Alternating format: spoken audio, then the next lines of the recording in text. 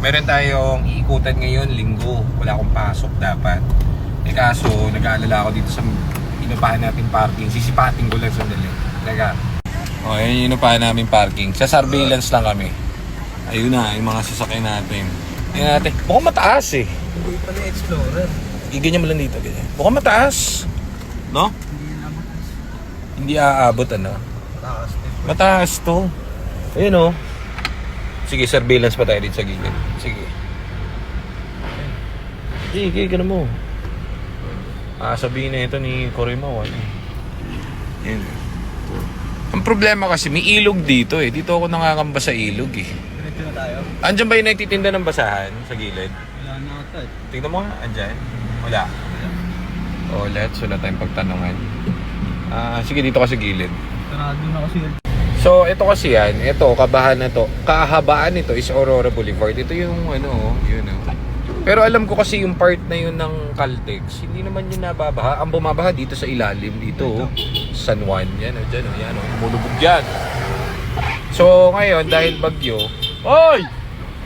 Ikot ka nga. Tanong natin kay Ryan. Ayun, sakto. Yung nagsususpension sa amin. Tatanungin natin para magkaigi tayo, para hindi ako nangangamba. Eh, ang plano ko kasi dyan, pagka yan eh, kunwari tumataas, eh wala, susugurin ko yan. Tapos iaangat ko yung mga sasakyan namin. Eh, dyan yung mga for pending natin na kotse. So, titignan ko kung nabaha. Tatanong natin dito sa expert. Eh, si Ryan Boyo, yan. Ray, ubo pa kami dyan sa Caltex. Yung Caltex, Oo. bumaba ba dyan? Ay, hindi ba siya? Hindi, mataas yan. Taas na. Sure ball. Oo. Pagka bumaba dyan, sagot ni sakyan ko. Basta kontakin mo kapag medyo... Kukontakin kita pagka pangit ng ilog. Sa ilog kasi tayo magbabase. 10 yun eh. Hindi, sige pagka tulungan kita. Kasi Ryan ang gusto ko. Kita mo, naka-record yan ha, sinabi ni Ryan. Pag nabaha yung kotse ko, sagot niya. Oh. Tutulungan kita magaling. Magalis. Hindi, pero alam ko hindi maangat doon sa Caltex eh, no? Hindi, angat. Mataas yun. Ang mababa, dito sa parting to. Oo, sa... Yung LTO ba lumubog? Hindi naman eh. Ang lubog yun, bandang ano na, UE na eh. Oo nga, doon parting yun sa may Oo, UE, ano?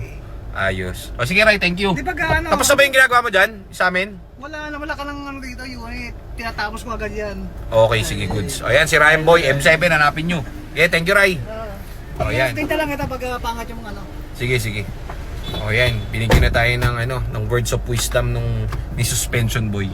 So, ano na ako, John? As is na ako. Ayos ba?